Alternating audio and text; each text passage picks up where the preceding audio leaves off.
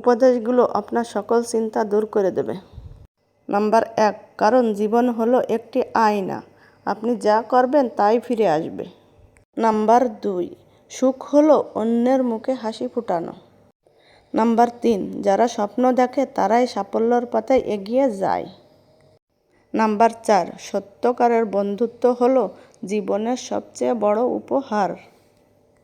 Number 5, জীবনের প্রতিটি মুহূর্তকে উপভোগ করুন, কারণ সময় ফিরে আসে না।